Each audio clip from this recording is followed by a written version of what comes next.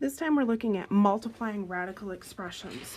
So let's go back to something we already know how to do, and let's take a look at this right here. So that one, we would, to figure out how to simplify it, we would distribute. So we'd end up with 2 times x is 2x, and then 2 times 3 is 6. We would do the same thing for this right here. We would distribute with the same pieces that we distributed that way. So this times this is the square root of 60. This times this is 3 square root of 10.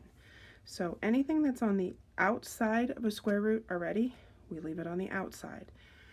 Anything that is currently on the inside, we leave it on the inside. So that's how we ended up with 3 square root of 10. And then we would simplify. This cannot be simplified any further, so we're going to work on this one. So I know my factors, and we're going to use 4 and 15. And that's still over here, so I'm just going to put an arrow down because we're going to carry this one down.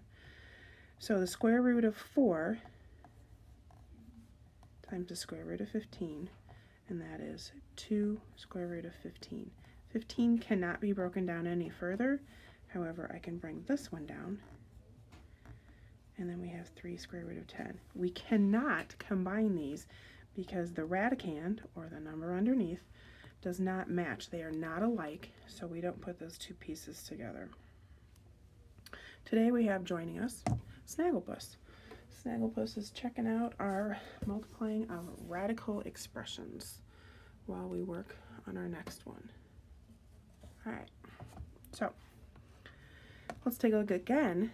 This is a different type of multiplying, different method. So let's look at something we already know. If we were to rewrite this, we would rewrite it like this. So I have 2 of these to multiply together. That means that we're going to do the same concept and treat these the same way over here. So there's 2 of them now.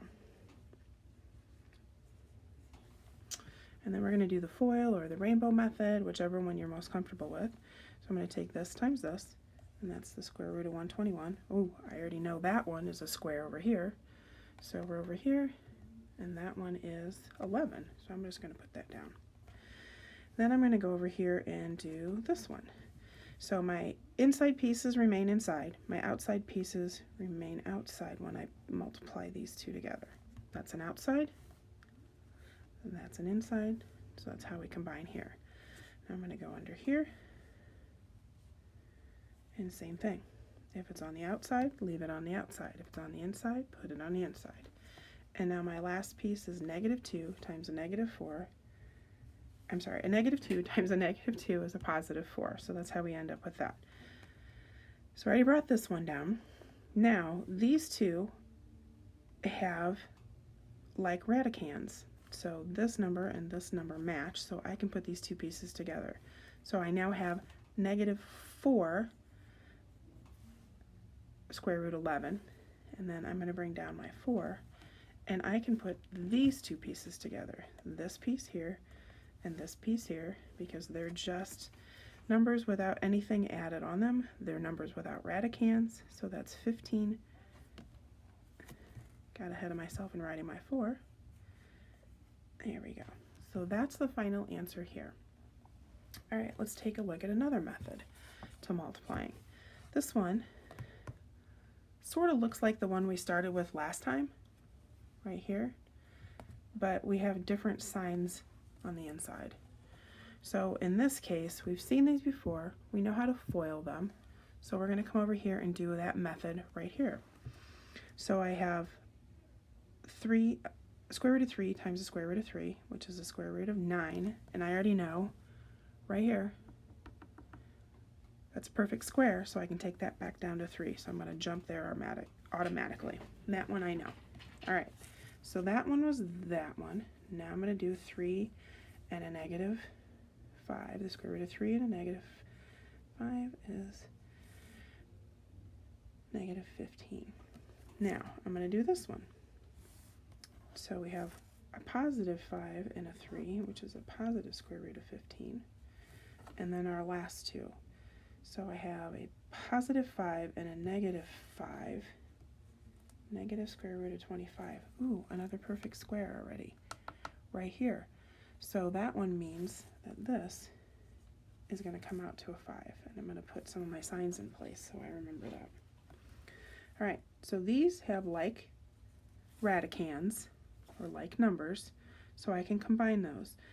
So we have a negative 15, the square root, negative square root of 15, and a positive square root of 15, so that is 0. And then I have these two pieces to put together, so this is just going to go away. So I have 3 and a negative 5. In this case, our answer for this whole thing is negative 2. So the different cases or the different scenarios for multiplying, you're going to end up with the same type of steps along the way. This one happened to end up with one piece as its answer. This one had multiple pieces in its answer, but it is simplified all the way down to the lowest that it can go. And the first one that we started out with, all the way down to the lowest it can go. So, give it a try.